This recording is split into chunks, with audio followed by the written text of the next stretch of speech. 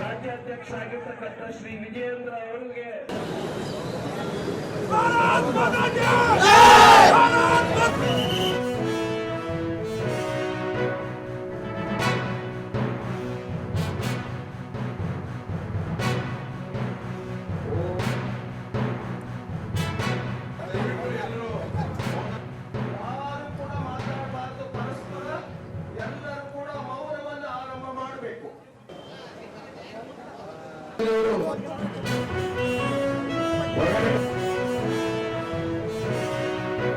ಯಾವಾಗ ಕೇಂದ್ರದಲ್ಲಿ ಭಾರತೀಯ ಜನತಾ ಪಾರ್ಟಿ ಬರ್ತದೋ, ಕೇಂದ್ರದಲ್ಲಿ ಭಾರತೀಯ ಜನತಾ ಪಾರ್ಟಿ ಅಧಿಕಾರಕ್ಕೆ ಬಂದಾಗ ಯಾವ ಆರ್ಟಿಕಲ್ 370ಯ ಪರಿಣಾಮವಾಗಿ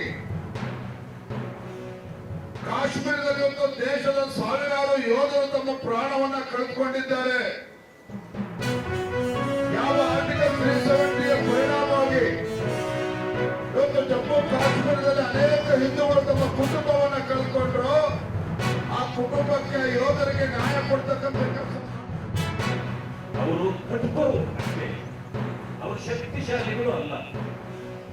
ಅವರಿಗೆ ಸೈನ್ಯವನ್ನು ಎದುರಿಸುವ ತಾಕತ್ತಿಲ್ಲ. ಯಾರು ಅಮೆರಿಕರಿದ್ದಾರೋ ಅವರನ್ನ ಗೋಪನಾಗಿ ನೀವು ಸಾಯಿಸ್ತೀವಿ ಅಂತಂದ್ರೆ ನಿಮ್ಮಂತ ಅಯೋಗ್ಯರು ಈ ಪ್ರಪಂಚದಲ್ಲಿ ಇರಲಿಕ್ಕೆ ಸಾಧ್ಯವೇ ಇಲ್ಲ ಅಂತ ಹೇಳಲಿಕ್ಕೆ ಬಯಸ್ತೇನೆ. ಗಂಡನನ್ನ ಸಾಯಿಸ್ತೀವಿ, ಆ ಮಗು ಮತ್ತು ಅವರ ಹೆಂಡತಿ ಅವರ ಕಣ್ಣ ಮುಂದೆ ಹೇಗೆ ಕಾಡ್ಕೊಳ್ಬೇಕು?